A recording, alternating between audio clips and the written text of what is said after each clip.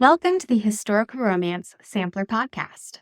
I'm your host, Katherine Grant, and each week I introduce you to another amazing historical romance author. My guest reads a little sample of their work, and then we move into a free-ranging interview. If you like these episodes, don't forget to subscribe to the Historical Romance Sampler wherever you listen to podcasts, and follow us on Instagram, TikTok, and YouTube. Now, let's get into this week's episode. I am very excited to be joined today by Sebastian Nothwell. Sebastian writes queer romance. When not writing, he is counting down the minutes until he is permitted to return to writing. He is also co-host and editor of the Write Here, Write Queer podcast. He is absolutely not a ghost and definitely did not die in 1895. Sebastian, thank you so much for joining the podcast today. Thank you for having me. Yeah, I am super excited. You write all sorts of different romances, and today you're sharing a historical romance with us. I am sharing Mr. Warren's Profession, which is my 1890s cross-class mill owner, mill worker romance. Ooh, gotta love a mill owner, mill worker. All right, is there anything we need to know about the story as you jump in? The scene I'm jumping into, how to describe? It takes place at the mill, as one might expect. Awesome. And our heroes are not yet an item, but they're slowly on the path to becoming one. Ooh, love it.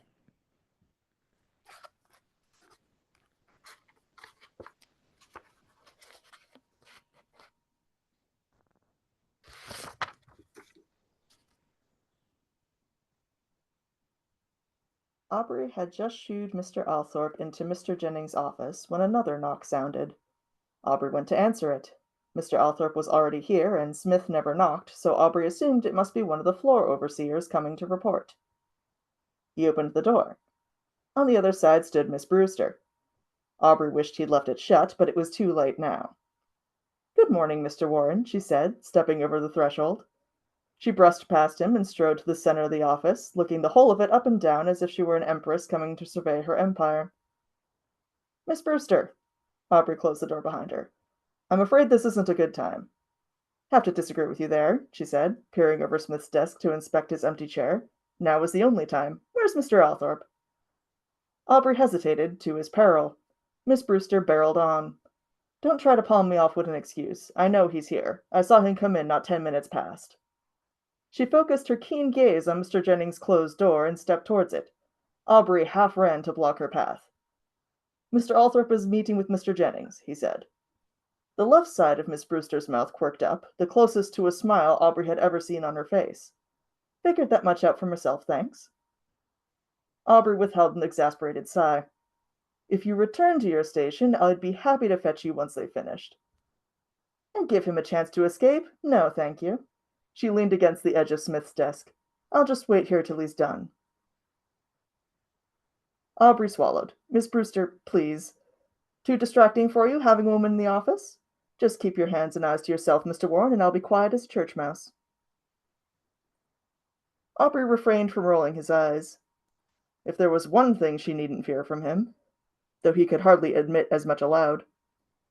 And true to her word, she kept remarkably still after she crossed her arm and turned her head towards Mr. Jennings' door, with her chin up and eyes unblinking. But regardless of her behavior now, he had to consider the inevitable explosion of her impending contact with Mr. Althorpe.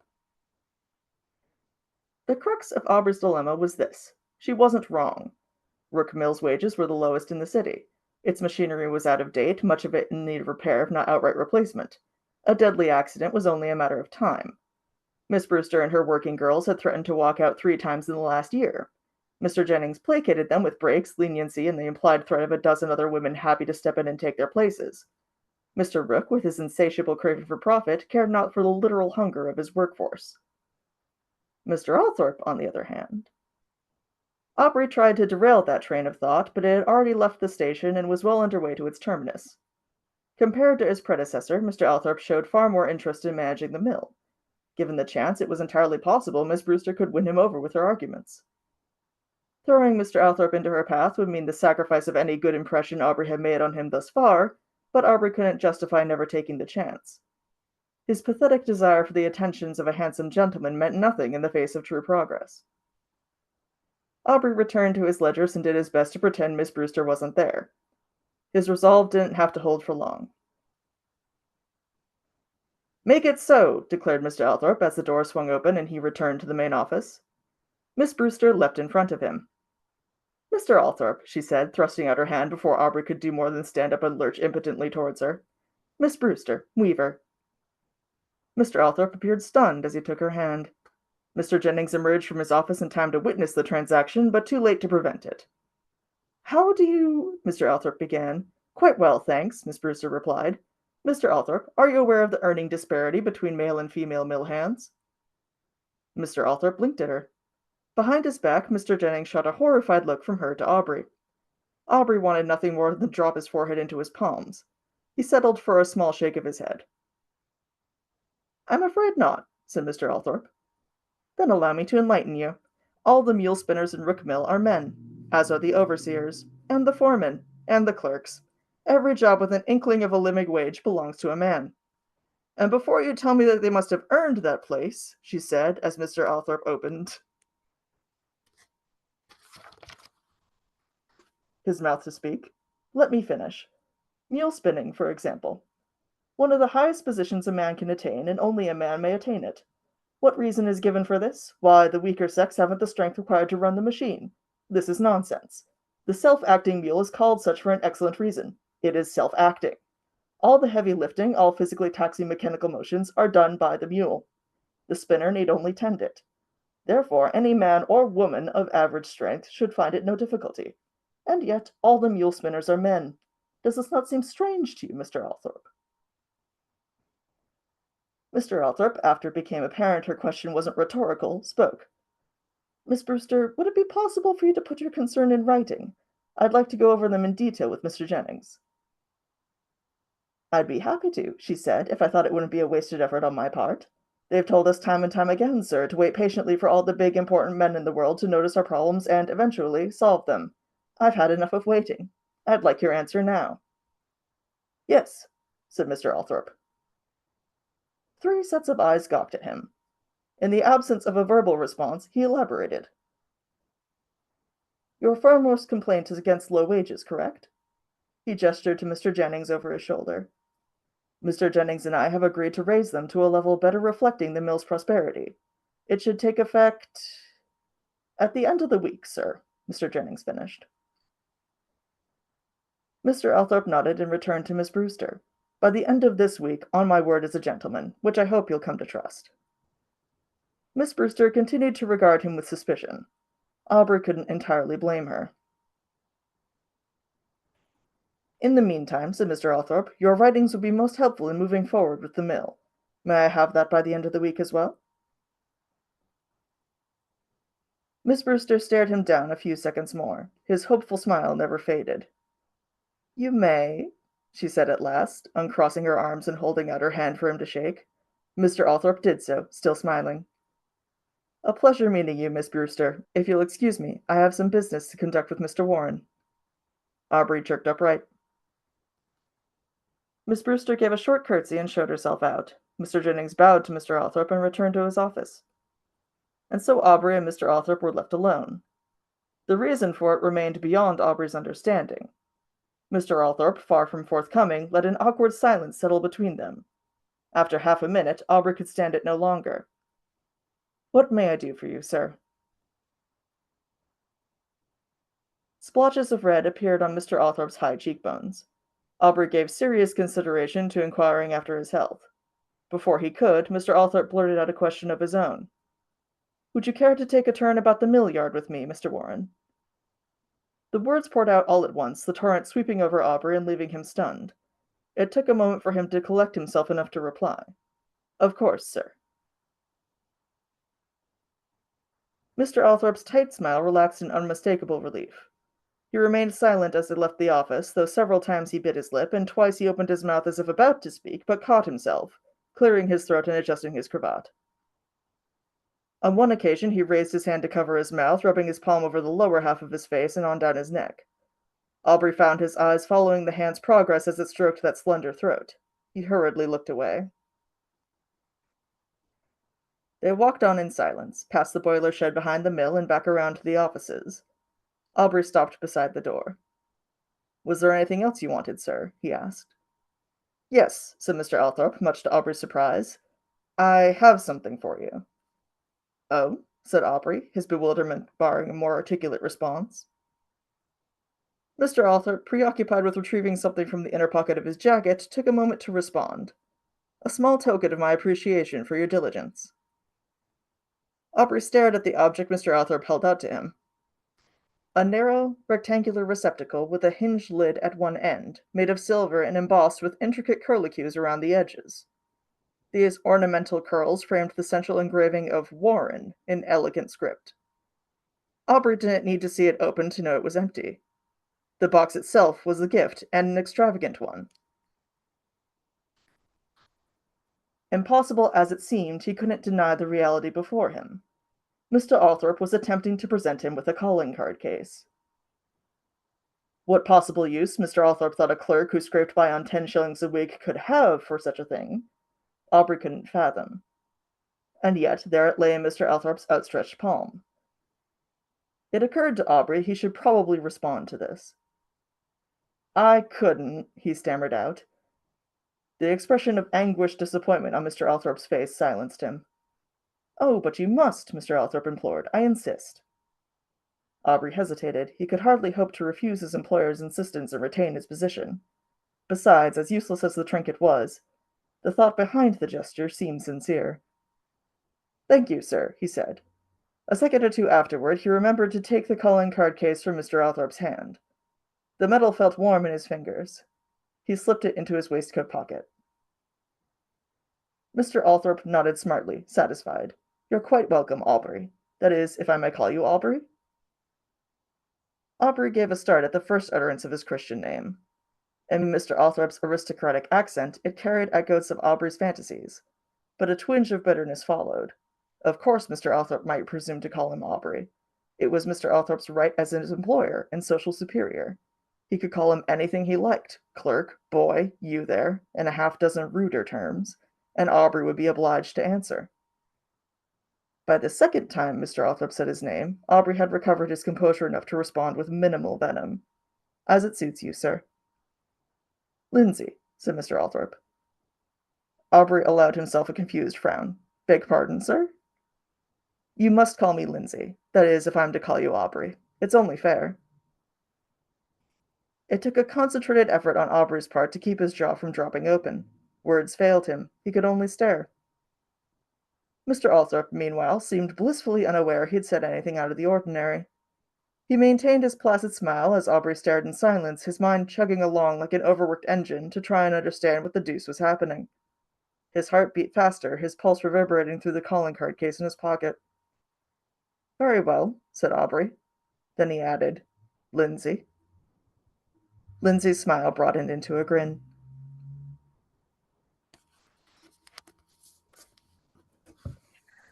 Oh my goodness. I love the microtrope of when in a historical romance the characters finally use their first names. Oh my gosh, I'm so glad that you read that scene for us. It is one of my favorite microtropes as well. Well, I have a lot of questions for you, but first we're going to take a quick break for our sponsors. Hey, audiobook listeners, have you checked out the official Historical Romance Sampler Season 1 playlist on Libro.fm? On the playlist, you'll find historical romances you heard here first that are available to listen to on Libro.fm. Plus, if you're not yet a Libro.fm subscriber, use code HISTORICAL to get extra credits in your first month. Head on over to the Historical Romance Sampler Linktree to learn more.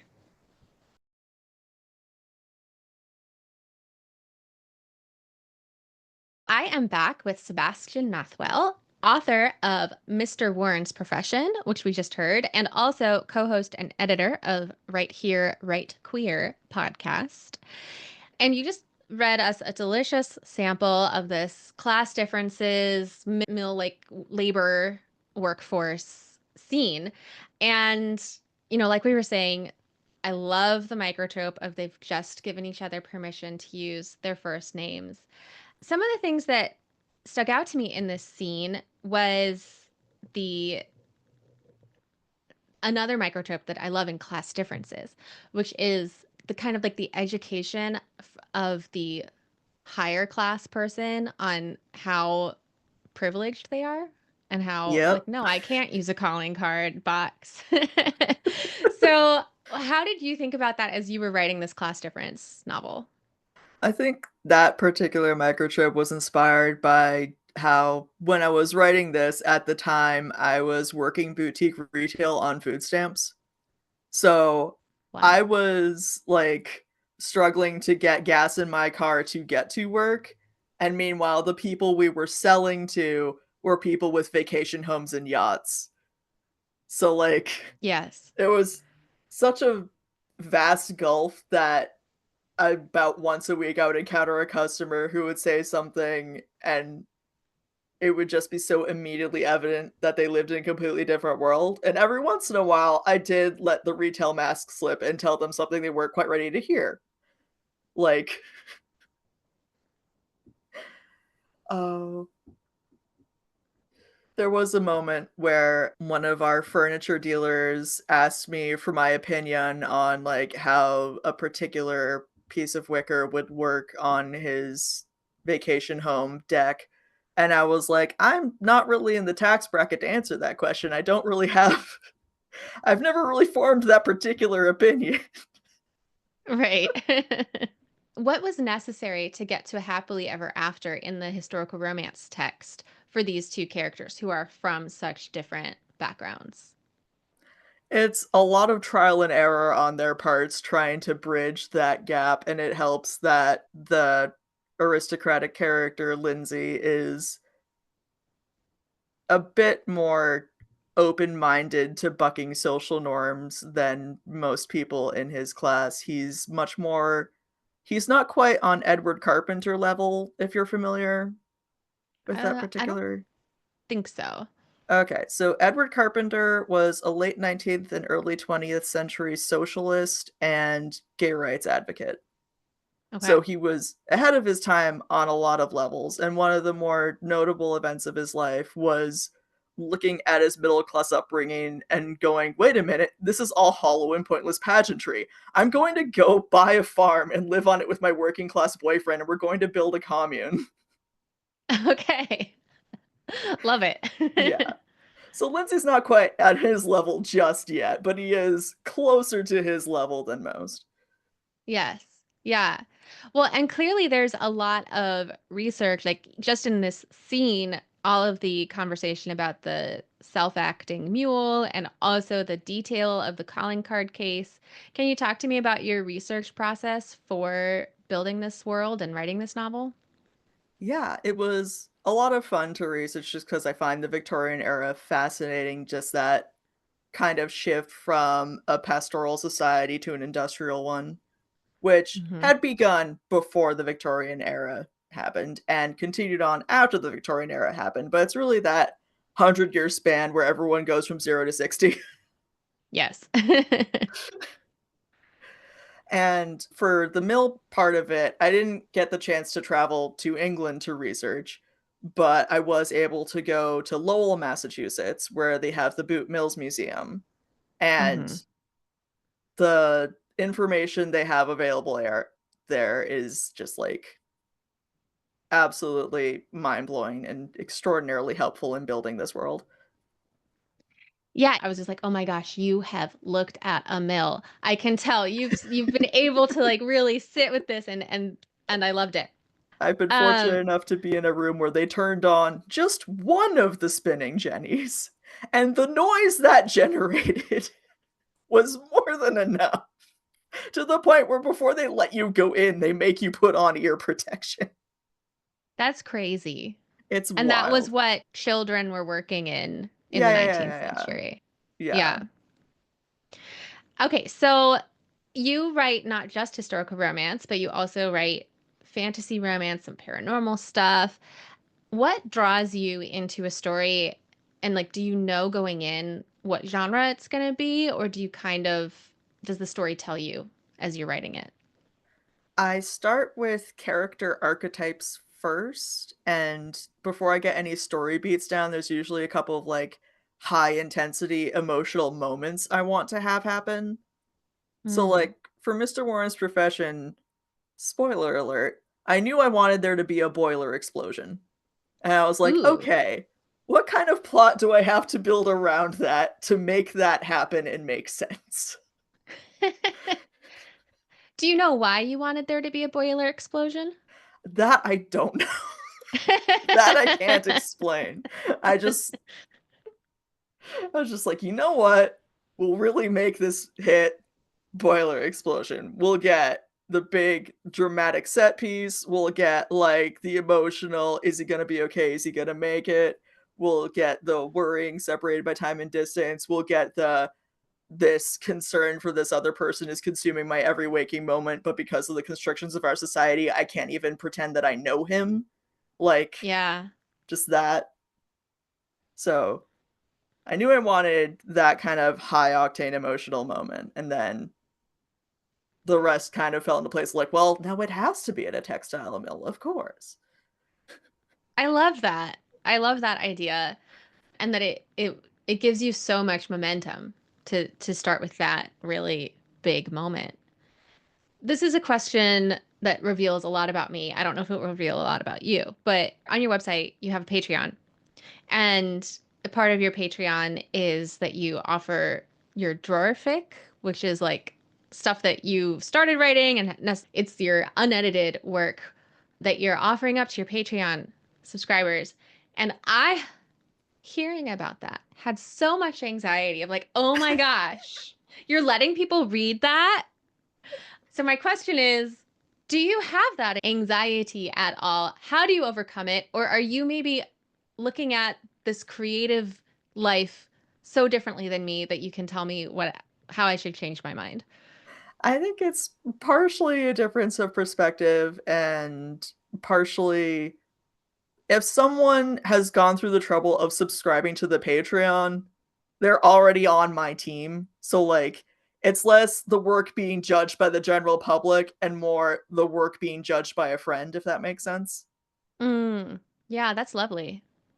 So like it's also the drawer fic that's going up of the three going on four stories I've posted thus far, only one of them after posting have I been like, you know, maybe I can fix this. So these are by and large works that will never be published in any other form. So this Hmm. is a way to be like, okay, they can't go on someone's bookshelf. They can't go up for sale, but I can kind of give them a life and let someone else experience this story, even in this fractured form. Yeah, and are you happy with how your Patreon subscribers react to it? They have been shockingly kind. They have been so, so kind and so supportive. And it's just a wonderful, wonderful community of readers that I'm so grateful for. Oh, that's lovely. I'm gonna try to learn from you and see if I can just a little bit be less precious about my work.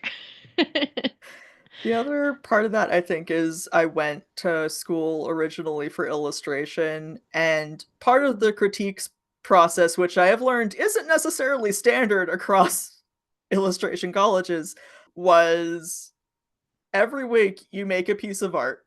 The professors strongly encourage you to base it on something deeply personal, ideally traumatic. And then you put it up in front of the class, and the rest of the class is encouraged to tear it apart piece by piece, point by point, just rip it down. And you are not allowed to say anything in its defense. The work has to stand on its own.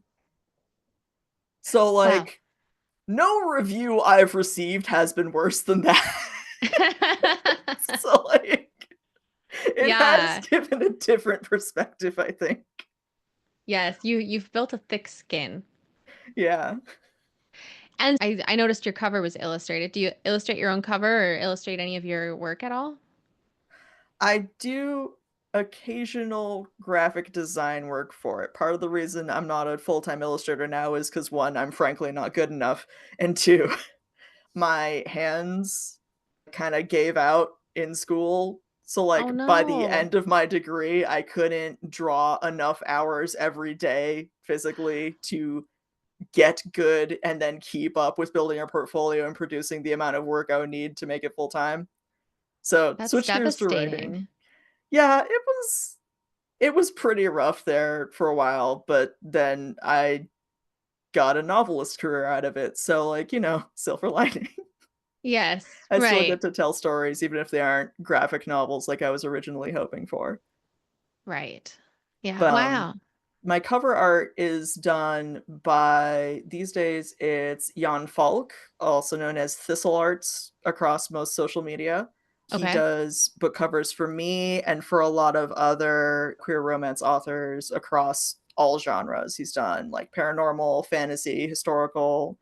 He Yeah. can, and honestly, watching him work has been inspiring because, like, few people have the drive he does to continually improve. Like, even across just my covers, like, the way his work has evolved from the first cover I've commissioned to my most recent one, it's like an absolutely incredible amount of progress in like 3 years. It's insane. Wow. Wow. That's awesome. Yeah. And tell me a little bit about Right Here, Right Queer podcast. What can listeners expect from that? So the Right Here, Right Queer podcast is me and five other queer authors across genres from like cozy fantasy to horror and then obviously romance.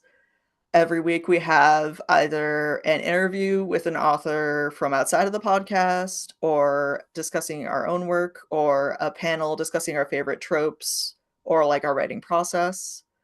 Or every once in a while, we have audiobook previews from our back catalog. So right now, Ooh, there are 2 chapters of my book, Oak King, Holly King, that can be listened to for free on that podcast feed.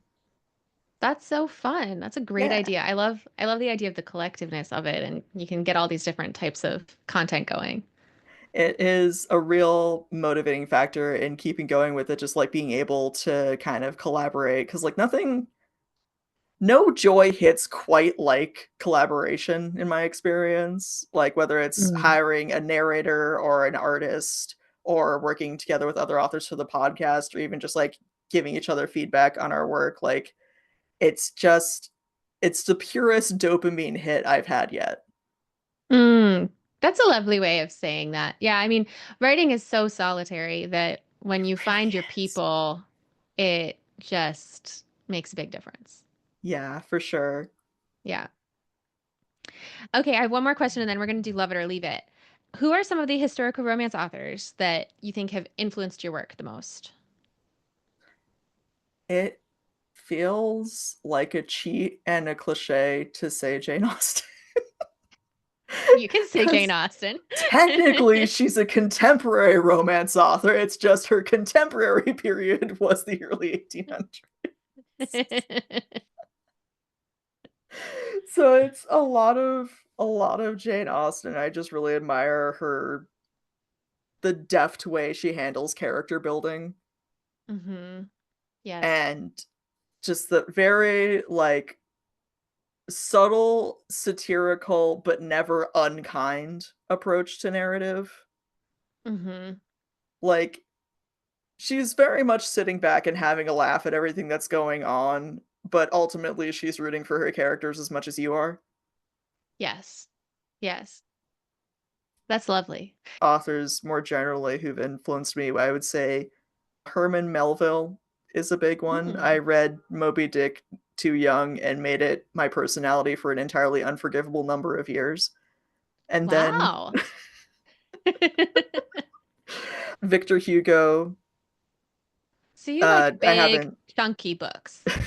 too. And then I write them and I'm like, uh-oh, maybe I should get into some Hemingway and figure out how to trim this down.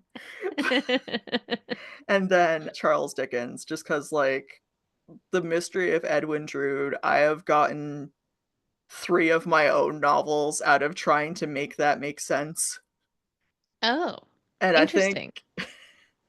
I think I finally got it out of my system, but yeah, for a while We'll there it was see. just like it was just like, well, he left this unfinished. So what would have to happen in order to make this make sense? That's very interesting, and very 19th century. So it makes sense that you write 19th century. Yeah, yeah. All right. Well, now it's time to play Love It or Leave It and find out how many romance rules you like to break. Love It or Leave It. Protagonists meet in the first 10% of the story. I've always followed this rule, but I don't think it necessarily has to be. Mm-hmm. Like, because I've Well, certainly definitely, not in Victor Hugo. yeah. You're halfway through the dang book before Les Amis d'ABC show up.